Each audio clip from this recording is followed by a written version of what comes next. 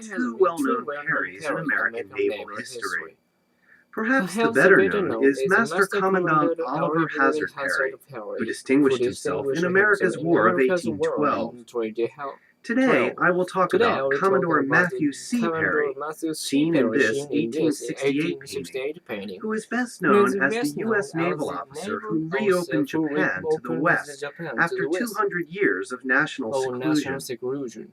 Commodore Perry, a career Navy person, had already had vast international experience before receiving his Japan assignment. He had served in the Mediterranean, African, and West India squadrons. He was known to be a tough disciplinarian and a notable naval reformer. For example, Perry pushed for a steam navy, the use of shell guns, an academy for officers, and improved training for crews.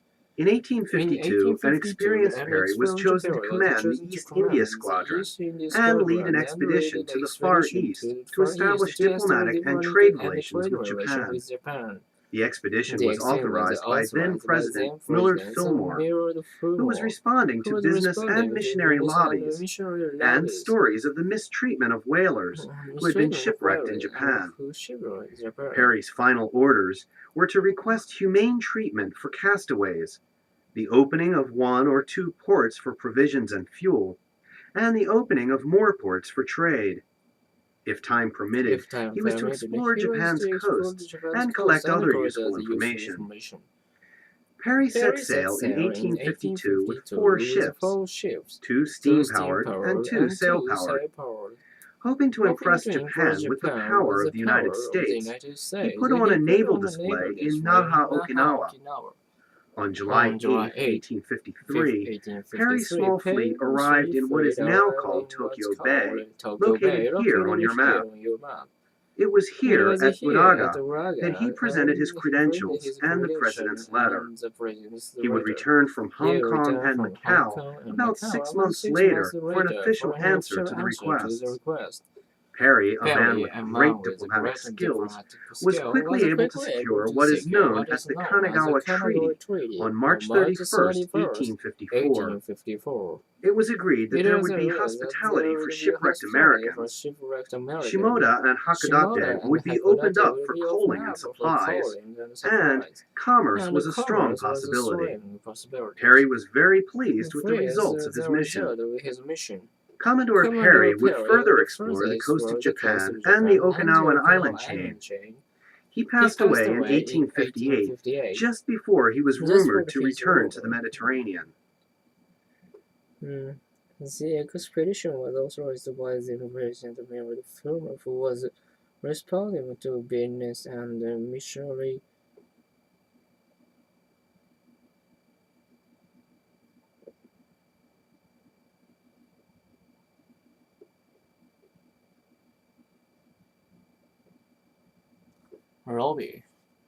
lobby.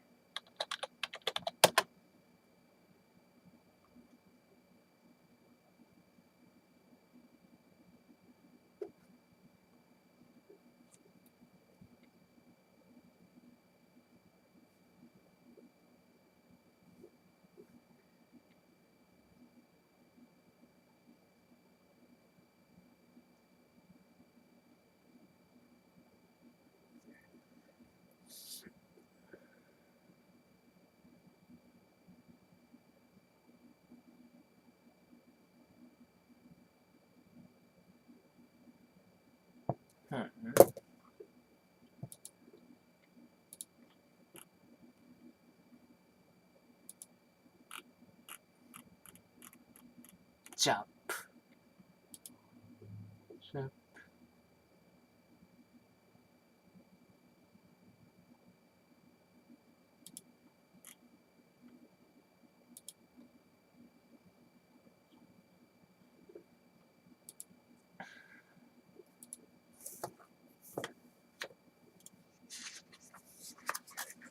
ガチ右翼が。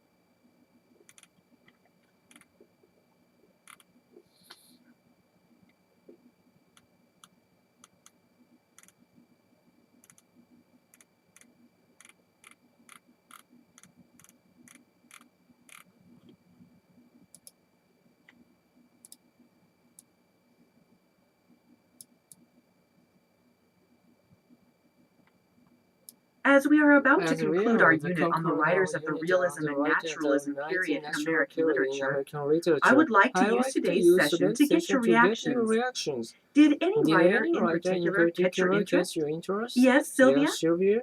I must I must say, say, I found Emily Dickinson fascinating as a person and great as a poet. I mean, here was this provincial New England spinster who would eventually never leave the grounds of her father's house and who wrote all that incredible verse. Interestingly, she was not published and subsequently not recognized for her literary greatness until after her death. That's right. Her family found her unpublished works written on backs of envelopes and on brown paper bags, neatly wrapped in string and tucked away in dresser drawers. What amazed me was that such imaginative, imagistic poetry would come from a woman of limited personal life and little formal schooling, not to mention the strong Puritan influence of the time. But don't forget that besides the Bible, Emily Dickinson did read Shakespeare, the Puritan romantic Ralph Waldo Emerson, as well as the romantics from Britain. We also shouldn't forget that Dickinson would later turn away from severe theology and embrace a life of imagination and the discipline of lyric poetry. She never married. Any significance? Dickinson chose to isolate herself in her dear home. She claimed to have found ecstasy in living. I think she also found ecstasy in writing about it. I agree. Look at her treatment of the great themes: nature, love, death, and immortality. And she could do this by writing about bees, spiders, moths, sunrises, and sunsets.